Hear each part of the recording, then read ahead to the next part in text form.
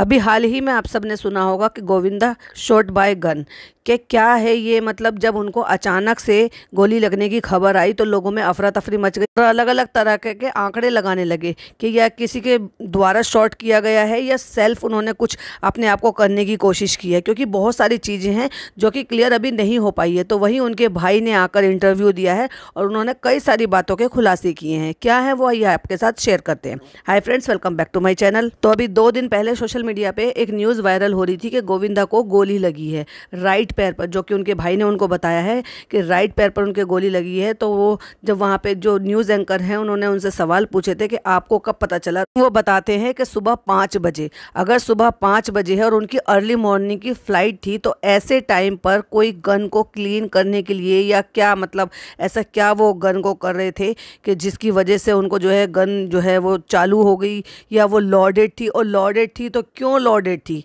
ये भी बहुत सोचने वाली बात है। और लोगों के दिमाग में बहुत सारी इस चीज़ के लिए ख्याल आ रहे हैं कि अगर गन लॉडेड कौन रखता है अपने घर में, सब सेफ्टी पर्पस करके रखते हैं और सेफ्टी लॉक लगाकर उसको रखते हैं। और भाई बाल बच्चों का घर हो या ना हो, कोई भी लोडेड गन अपने घर में नहीं रखता है।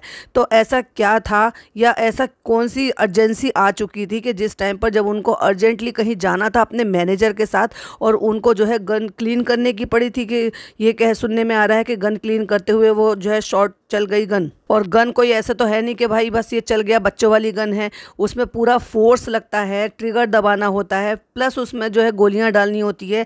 वो लोडेड गन कर क्या रही थी एक्चुअली उनके हाथ में, तो लोगों को बहुत सारे आंकड़े थे, बहुत सारे लोगों के जो है लगाने के अंदाजे ये भी हैं कि वो डिप्रेशन में थे, बहुत सारे लोगों को ये भी था कि ये खुद से हुआ है, बहुत सारे लोगों ने इस बात का भी अंदाज़ा लगाया कि गोविंदा घर में अकेले थे, तो क्या ये किसी ने जानने वाले का ये काम था जिनको पता था कि वो घर में अकेले हैं। पूरी बात खुलकर सामने आ नहीं रही है, लोग जो है सही बात बता नहीं रहे हैं। हालत अब हालांकि उनकी काफ़ी बेहतर है, क्योंकि उनके भाई उनसे मिलकर आ रहे हैं। वो कह रहे थे कि जब एंकर ने उनसे पूछा था कि अभी उनका क्या हाल है, कुछ खा पी रहे हैं कि क्या है, तो उन्होंने कहा हाँ बहुत बेहतर है पहले से।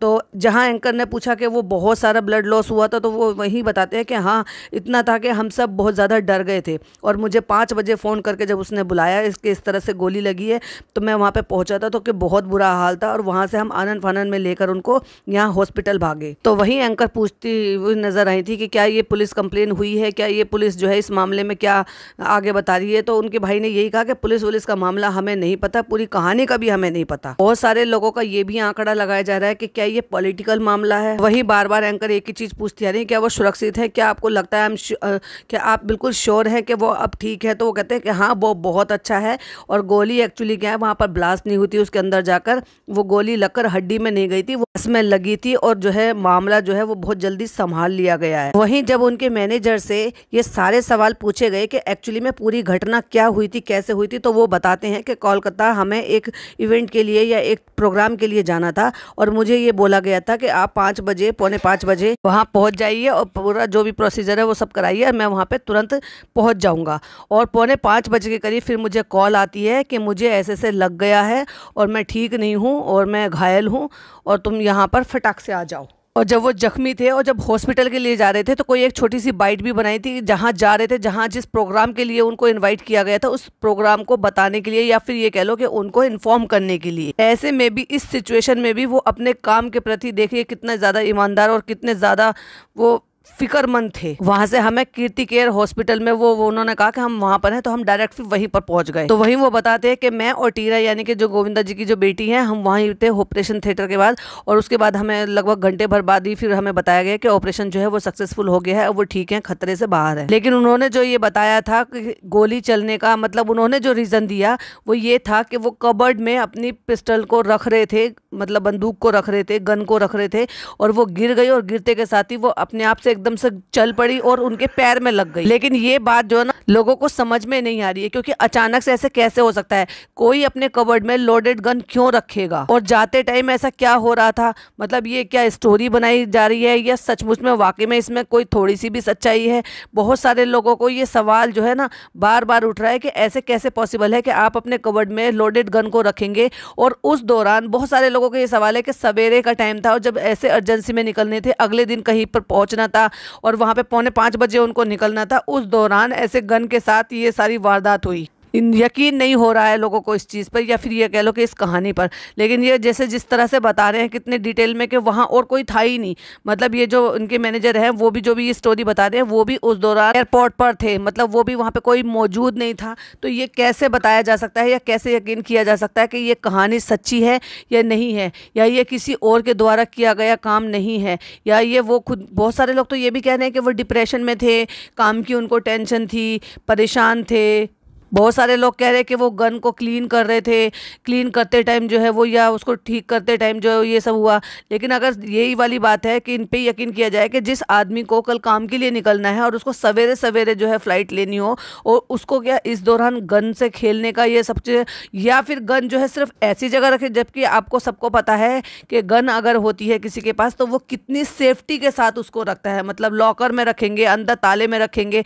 ऐसा तो नहीं है कि कपड़ों में रखेंगे, कि उनको कपड़े लेने थे तो क्या वो खुद अपनी पैकिंग खुद कर रहे थे, जो उन्होंने कपड़े उठाए या कोई भी सामान उठाया और वो उठाते हुए गन गिर गई, और गिरते के साथ ही तुरंत चल भी गई, और चलने के बाद तुरंत पैर में लग गई। तो लोगों को इस स्टोरी पर बिल्कुल भी बिलीव नहीं हो रहा है। तो क्या है इसके पीछे की सच्चाई? कहते हैं कि ये पल जो ना, वो पल हमारे लिए बहुत ज्यादा मुश्किल था, जिस पल में उन्होंने हमारे सामने डॉक्टर से ये पूछा कि क्या मैं अब डांस कर पाऊंगा। ये बहुत दुखद पल था जो मुझे सुनना पड़ा, और उस टाइम पर वो बहुत ज़्यादा इमोशनल हो गए, क्योंकि गोविंदा अपने डांस के लिए, अपने व्यवहार के लिए, अपनी अच्छाइयों के लिए जाने जाते हैं। तो जब उनके साथ ये सब चीज़ें हुए ना, तो लोगों को वो बात बिल्कुल भी समझ नहीं आ रही, और बिल्कुल आंकड़े लगाए जा रहे हैं कि ये इतना हंसता खेलता मुस्कुराता हुआ इंसान क्या डिप्रेशन में हो सकता है? क्या ये सारी जो चीज़ें हुई हैं, क्या ये जो है डिप्रेशन के थ्रू चलते हुए हुई है, या फिर किसी और के द्वारा जो है खुन्नस निकाली गई है? क्या रीज़न है?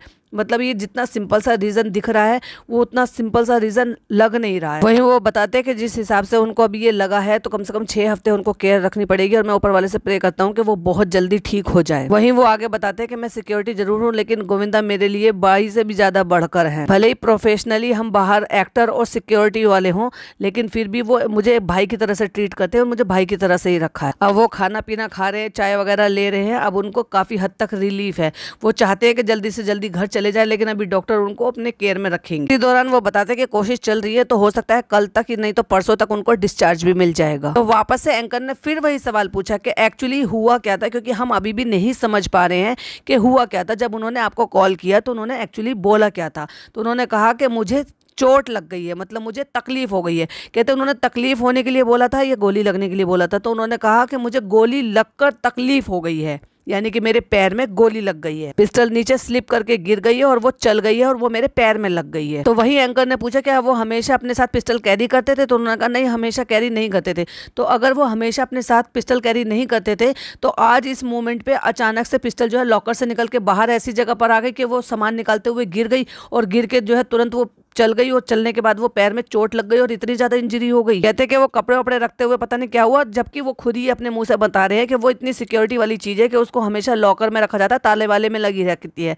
तो फिर भाई ऐसा कौन सा मौका हुआ कि आपको ले जाना भी नहीं था? हमेशा वो कैरी भी नहीं करते थे, और वो कैरी भी नहीं कर रहे थे उस जगह पर, वो ले जाना भी नहीं चाहते थे, और फिर भी वो लॉकर से बाहर निकल कर आ गई, हाथ से वो स्लिप हो गई, और स्लिप होकर वो नीचे गिर गई, और गिर कर जो है वो चल गई, और चलने के बाद फिर वो पैर में लग गई। तो ये बात ना कहीं से भी, अब कहने को कितनी भी सफाइयां दे लो, लेकिन ये बहुत सारी ऐसी अटपटी बातें हैं जिस पर लोगों को बिलीव नहीं है। मे भी कभी इसका भी हो सकता है खुलासा हो या सामने आए कि एक्चुअली असली बात क्या है। फिलहाल तो बात यह है कि वो सेफ हैं, अब ठीक है, ऑपरेशन उनका सक्सेसफुल हो गया है, अब उनको आराम है, रिलीफ है, और हम तो भाई प्रे करते हैं कि वो बहुत जल्दी अपना सही होकर अपने घर पर अपने वापस आए, क्योंकि जैसे हमने सुना है, जाना है, समझा है कि वो बहुत ही होमली नेचर के हैं, उनको अपने घर में रहना, अपने परिवार के साथ रहना ज़्यादा पसंद है। तो वो जल्दी से जल्दी ठीक हो जाएं और अपनी फैमिली में वापस आ जाए, यही हम होप करते हैं। वीडियो पसंद आए तो लाइक शेयर कीजिएगा, चैनल पे पहली बार आए तो सब्सक्राइब कीजिएगा। इसी तरह की और अपडेट वाली वीडियो देखने के लिए हमारे चैनल को सब्सक्राइब कर ले। मिलती हूँ नेक्स्ट वीडियो में, टिल देन बाय बाय, अल्लाह हाफिज़, टेक केयर।